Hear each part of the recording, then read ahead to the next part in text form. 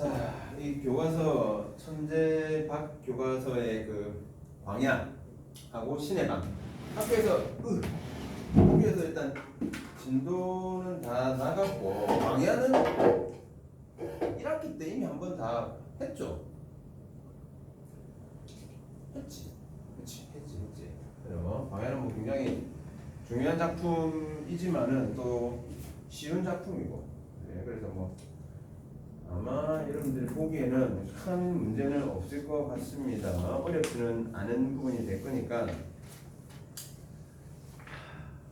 자, 그러면 여기서 일단 우리 그 지문에서 바로 그 396쪽이죠. 지문에서 바로 광야 내용 보면서 봅시다.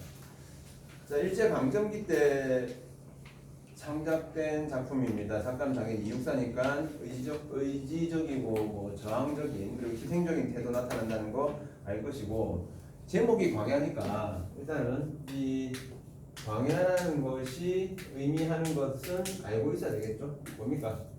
우리 민족의 뭐 삶의 터전 뭐 이 정도로 보면 되겠지. 삶의 터전. 이런 우리 터전이 일제에 무참히 짓밟혔다. 그렇다면 이것을 빨리 되찾는 것이 필요하다라는 것들이 이 시에서 드러나게 될 겁니다. 자, 먼저 크게 잠깐 본다면요. 이게 총 5개의 연으로 되어 있습니다. 1년, 2년, 그리고 3년, 그리고 4년, 5년 5개로 되어 있는데 뭐 많이 배운 것처럼 1, 2, 3년은 과거의 모습이 될 것이고 4년의 모습은 현재의 모습이 될 것이고, 그리고 5년의 모습은 미래의 모습에 해당되는 부분. 그렇다면 과거, 현재, 미래 순으로 흘러가기 때문에 우리가 구성 방식을 물어본다면 뭐죠? 시간의 흐름에 따른 구성 방식이다. 자, 이런 시간의 흐름에 따른 구성 방식을 같은 말로 한다면 뭡니까? 순행적 구성으로 볼 수도 있겠죠. 순행적 구성. 자, 역시나 같은 말은 뭐도 된다? 평면적 구성도 되겠다. 구성도 되겠다. 반대도 그냥 기억해 두세요. 반대는 순행이 반대니까 뭐 역순행이 되는 것이고, 그렇다면 역순행이랑 같은 말은 뭐죠? 입체적 구성이랑 같은 말도 볼 수도 있겠지. 입체적 구성. 이런 보기가 나오면 이제 잘못된 보기 내용으로 볼 수가 있겠지. 그치? 자, 1년부터 들어가 보겠습니다. 자, 제일 처음에 까마득한 날에 하늘이 처음 열리고 어디에 다구는 소리 들렸으랴 라고 이야기를 하고 있네요. 자, 일단 까마득한 날. 일단 까마득한 날이 바로 과거를 나타내주는 시어로 볼 수가 있겠고, 하늘이 처음 열린다. 하늘이 처음 열린다는 게 뭘 말합니까? 우리가 천지개벽을 이야기하죠. 천지개벽. 즉 하늘이 처음 열린다는 것은 결국 광야의 탄생과 관련되는 부분인데, 이것도 우리 이렇게 볼 수 있습니다. 그 천지개벽이라는 것은 우리가 눈으로 확인할 수 있는 그런 게 아니야. 근데 열린다라는 부분으로 표현을 해주고 있으니까 이런 거 가능하죠. 추상적 개념을 뭐했다? 구체화시키고 있다. 추상적 개념을 구체화시키는 표현이 요 나중에 그 3년이나 이런 부분에서도 또 나옵니다. 어제 다 구는 소리. 자, 다 구는 소리라고 했는데, 다 구는 소리. 다 구는 소리가 가지고 있는 어떤 상징적 의미를 알고 있어야 되겠죠? 뭡니까? 생명의 기척. 이런 거죠. 생명의 기척. 자, 들렸으랴 라고 했습니다. 들렸으랴. 자, 당연히 여기서 뭡니까? 서리적 표현이죠. 서리법. 그렇다면 여기서는 아무런 생명도 없었다는 거죠. 생명의 기척이라든지 이런 것들이 없었다. 그렇다면 1년이라는 것은 그만큼 이 광야라는 곳이 1년 부분 1년에서는 광야의 원시성에 대한 이야기를 해주고 있습니다. 아주 원시적인 그런 공간이 될 것이고, 요거 대놓을까요? 시간적으로 굉장히 어떤 신성한 공간이었다. 이렇게 보시면 되겠네. 자, 그 다음 2번. 자, 모든 산맥들이 바다를 연모에 휘달린다라고 했는데, 그 두 개를 묶어볼게요. 자, 산맥들이 바다를 연모에 휘달린다라는 것은 결국 무엇을 만드는 과정이다? 산맥의 형성 과정을 말해주고 있습니다. 이제 태초에 아무것도 없던 것들을 뭔가 이제 산맥부터 해서 이런 것들이 하나씩 만들어지기 시작하는 거죠. 그죠? 자, 휘달릴 때에도 차마 이곳은 범하지 못하였다. 차마 이곳이 뭡니까? 이곳이 광야라는 곳이야. 이곳을 범하지 못했다는 것은 그만큼 이런 곳은 뭐 아주 신성 불가침의 공간이라는 거죠. 신성 불가침의 공간. 이곳을 범하지 못했다라는 부분에서 신성 불가침한 공간이라는 것을 알 수가 있겠고, 역시나 이형 같은 경우도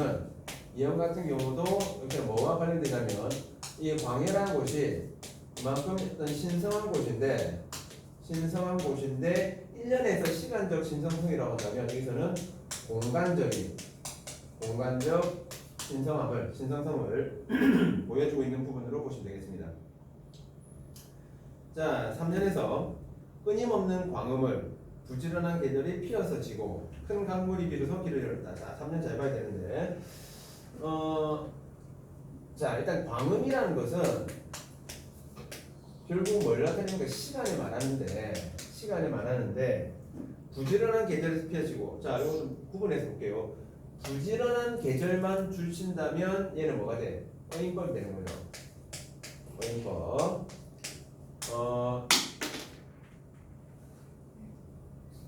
이런.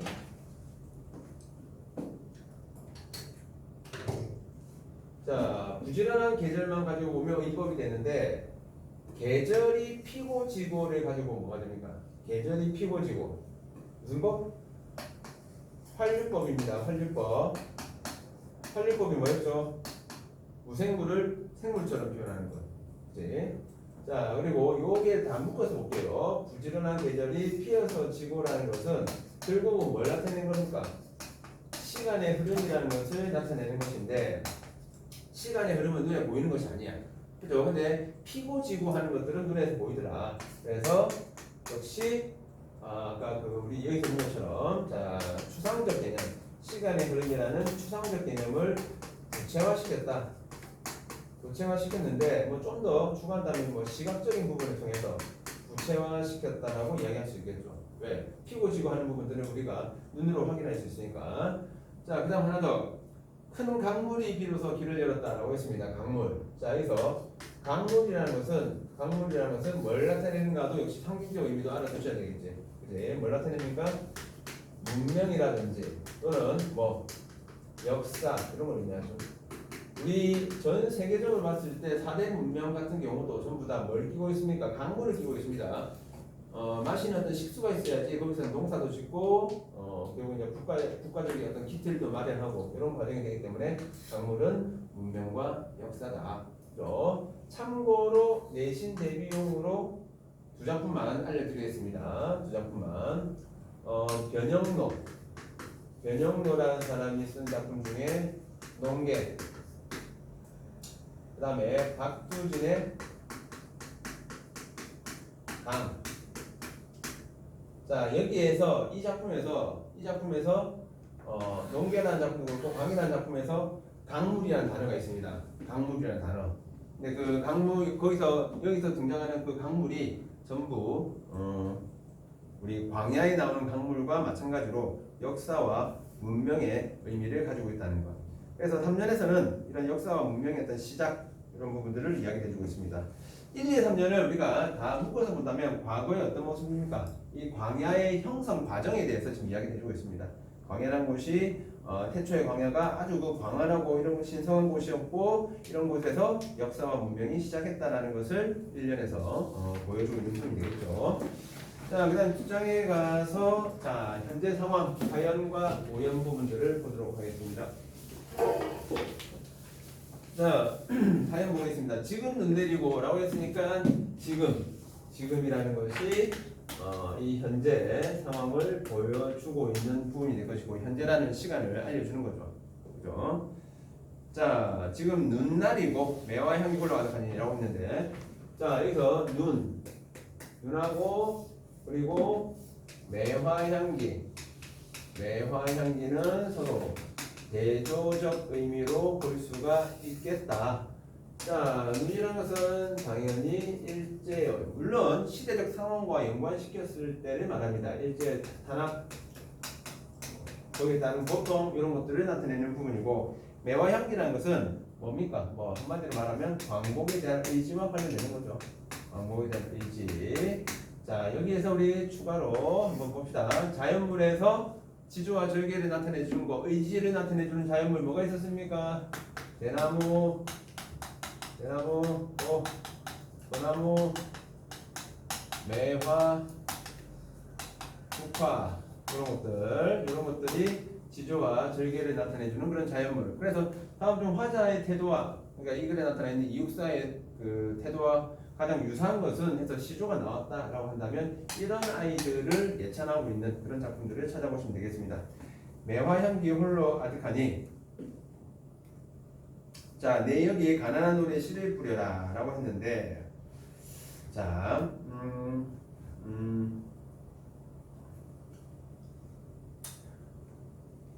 여기서 좀 여러분들 좀 봐두셔야 될 게, 가난한 노래의 씨, 그리고 이것을 뿌려라 라는 부분을 조금 주의 있게 봐야 되겠습니다. 일단은 이 씨라는 것은 뭡니까?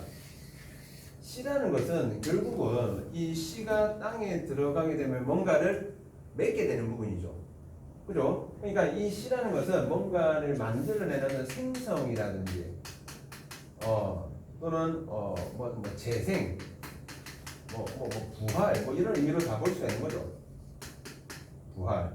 그러니까 결국 이 씨를 뿌려야지 뭔가 맺힐 건데, 우리가 생각할 때 당연히 이 씨는 무엇을 위한 씨라고 봐야 돼? 당연히 광복을 위한 씨가 되는 거죠. 광복을 위한 씨. 근데 왜 가난하다고 했을까? 가난하다고 했을까? 내가 막 한 방에 뭔가를 해결할 수 있는 아주 거대한 힘을 가지고 있다는 건 아닙니다. 아직까지는 미약해. 아직까지는 뭔가 자, 씨라는 것 자체가 아직까지는 뭔가 열매를 맺지 않았기 때문에 연약하고 미약한 그런 존재죠. 그죠? 근데 그 씨를 뿌려야지 거기서 뭔가 날 거 아니야. 그죠? 그래서 뿌려라라고 했는데, 이 뿌려라라는 것은 일종의 뭡니까? 명령형입니다. 명령형. 근데 우리가 보통 명령을 한다는 것은 상대방에게 명령을 하는 거죠. 근데 여기서는 누구에게 명령을 하느냐? 자기 자신에게 명령을 하는 거야. 어떤 효과? 당연히 의지 강조와 관련되는 부분이죠. 의지 강조. 그렇다면 결국 내가 미약하지만은 큰 우리 조국의 광복을 위해서 이런 것들을 하겠다는 거야. 따라서 여기서는 뭐가 나타나냐? 이 부분 다 통째로 해서 우리가 화자의 어떤 희생적 태도와 관련되는 부분이 나타난다는 거지. 희생적, 의지적 태도와 관련되는 부분이죠. 희생적이고 의지적 태도. 이런 걸 우리가 뭐라고 합니까? 속죄양 모티브, 이런 말을 씁니다. 속죄양 모티브. 이 속죄양 모티브는 결국 뭡니까? 속죄양 모티브의 가장 큰 핵심은 뭐냐면 희생입니다. 희생. 우리 누구야? 심훈의 그날이 오면이라는 시에서도 보면, 그날이 오면 뭐 나의 두개골이 깨져도 좋다. 내 가죽을 벗겨서 뭐 북이라도 둥둥 올리고 막 이렇게 이야기를 해주고 있단 말이죠. 그죠? 그래서 또는 윤동주의 십자가라는 작품에서도 그렇습니다. 십자가라는 작품에서도 뭐 십자가가 허락된다면 어두워가는 하늘 밑에 뭐 조용히 뭐 피를 흘리겠다, 이런 표현들이 나온단 말이죠. 전부 속죄한 모티브입니다. 그래서 만약에 시에서 여러분들 내신 문제나 이런 거 푸실 때 가장 적절한 것 이런 거 나올 때 그냥 단순하게 의지 나타나는 거 찾지 마시고요. 의지는 의지인데 자신의 어떤 희생을 통한 의지가 나타나는 거, 그런 것들이 가장 적절한 것으로 봐줄 수가 있겠습니다. 참고하시고요. 자, 그래서 사연 부분에서는 이런 암담한 현실 상황과 거기에 대한 극복 의지를 보여주고 있습니다. 자, 5연 가봅니다. 다시 청고의 뒤에, 자, 청고의 뒤에라고 했으니까 오랜 시간이 지난 뒤에, 자, 미래 상황을 가정해서 이야기해주고 있죠. 자, 백마타고는 초인이라고 했습니다. 초인. 자, 조심해야 될 것. 일단 여기서 등장하는 초인은 화자는 아닙니다. 이육사 같은 그런 화자는 아니고 우리가 볼 때 우리 민족을 이끌어 나갈 어떤 선구자적 존재, 선구자적 존재, 뭐 또는 뭐 위대한 사람, 아주 뭐 성스러운 그런 사람이 될 수 있겠는데, 자, 이 광야에서 목 놓아 부르게 하리라. 뭘 목 놓아 부르게 하죠? 요거 노래. 얘네들이 지금은 아직 씨가 뿌려놓은 상태이기 때문에 잘하지 않았어. 근데 천국에 대한 얘네들이 뭔가 맺고 있겠죠. 이 가난한 이 노래를 목 놓아 부르게 하겠다. 노래의 씨를 목 놓아 부르게 하겠다라는 겁니다. 그래서 마지막 5연에서는 어떤 그 미래에 대한 기대, 그리고 어떤 확신, 이런 것들을 보여주고 있죠. 자, 화자의 시적 상황과 그리고 화자의 어떤 태도 부분에 주의해서 여러분들이 보시면 되겠고, 보다시피 어떤 시어의 어떤 상징적 의미를 나타내주고 있는 부분들이 많습니다. 많기 때문에 조금 조심하셔야 될 것들은 다 조심해 주셔야 되고, 백마 타고 오는 초인 자체를 이렇게도 볼 수 있죠. 이렇게 미래 역사의 주인공인데, 이 주인공들은 전부 다 우리의 후손들입니다. 후손들. 선구자적 존재니까 뭔가 우리 밑에 있는 사람, 그 위에 있는 사람 이렇게 생각하지 마시고 우리의 어떤 후손들을 위한 행동이라는 거. 그런 것들 말장난 조심하실 필요가 있을 것 같아요. 다른 것들은 없습니다. 자, 뒤에 학습활동 부분을 좀 잠깐 보겠습니다. 학습활동. 자, 학습활동에 보면 다음과 같이 정리해보자라고 되어 있는데, 이건 광야 상황은 이건 뭐 그대로 여러분들이 보시면 되지 않을까 싶습니다. 대신에 그 1번에 1번 이육사와 관련되는 부분들이 나와주고 있죠. 그 이육사가 제수번호가 264번이었다. 그래서 호가 육사라는 것을 보여주고 있습니다. 그만큼 신이 어떤 삶을 살았는지 알 수가 있겠죠. 아주 의지적인 삶을 살았다는 것을 보여주고 있습니다. 그래서 여기에서 우리가 그 작품을 다 아는 내용이지만은 작품에서는 항상 문학 감상 방법, 이 부분들을 머릿속에 한 번 더 떠올려 봅니다. 감상 방법. 자, 뭐가 있었습니까? 크게 내재적 관점하고 다 기억나시죠? 내재적과 외재적. 여러분들 보충 교재에도 그 뒷장에 이렇게 나와주고 있던 부분이었습니다. 그죠? 내재적과 외재적이었고, 외재적 자체가 뭐가 있었습니까? 작가, 사회, 독자 이렇게 있었죠? 그죠? 작가 입장은 우리가 표현론적 관점이라고 했고, 표현론적, 사회는 반영론적 관점이라고 했고, 그리고 독자는 효용론적 관점이라고 했습니다. 그래서 만약에 이육사의 삶과 관련해서 작품을 해석하게 된다면 당연히 뭐가 됩니까? 표현론적 관점이 되는 거죠. 그죠? 시대적 상황과 연관시켜서 그냥 단순하게 시대적 상황, 아까 눈이라는 것이 일제강점기의 어떤 탄압, 이렇게 시대적 상황과 연관시킨다면 그것은 반영론적인 관점이 될 것이고, 그죠? 그리고 나는 이 글을 보고 우리 민족이 앞으로 나아가야 할 그런 방향에 대해서 깨달았어, 이런 식으로 독자와 관련돼서 해석을 한다면 효용론적 관점이 되겠죠. 근데 만약에 이런 거 있죠. 철수라는 친구가 이 광야라는 작품을 읽고 감상을 했는데, 이 작품은 과거, 현재, 미래의 시간적 흐름에 따른 구성이 특징이야 라고 감상을 했다는 거죠. 그럼 뭡니까? 내재적 관점이죠. 그죠? 작품 그 자체만 가지고 감상하는 거. 작품의 어떤 구성, 어떤 어조, 이런 표현법들, 이런 것들 위주로 감상하게 되면 내재적 관점을 이야기해주고 있는 겁니다. 자, 그렇다면 예를 들어서 이번에서 시인의 삶을 참고해서 광야와 지금 눈날이고 각각 무엇을 상징하는지 생각해보자라고 했는데, 광야는 뭡니까? 당연히 우리 민족 삶의 터전이라고 하시면 되겠고, 지금 눈날이고는 우리 민족의 고통과 시련, 이렇게 적어주시면 되겠다는 거죠. 간단한 내용이었습니다. 간단한 내용. 자, 그 다음에 뒷장에 가서 399쪽 보겠습니다. 자, 가난한 노래에 씨를 뿌려라와 광야에서 목놓아 부르게 하리라 해서 알 수 있는 시적화된 태도는 어떤 태도인가? 라고 했는데 이걸 우리가 굳이 단어로 이야기를 한다면 뭡니까? 핵심 단어는 의지와 희생입니다. 의지와 희생. 물론 좀 더 길게 표현할 수도 있겠지만은 그리고 의지와 희생을 통한 요걸 바탕으로 한 뭐 선구자적 태도 이렇게 해도 상관없겠죠? 선구자적 태도를 취하고 있다. 이런 식으로 접근해도 되겠습니다. 이 시에 담긴 사회 문화적 가치가 무엇인지 말해보자라고 했는데 뭐 민족이나 우리 민족의 어떤 독립과 관련되는 부분들을 이야기할 것이고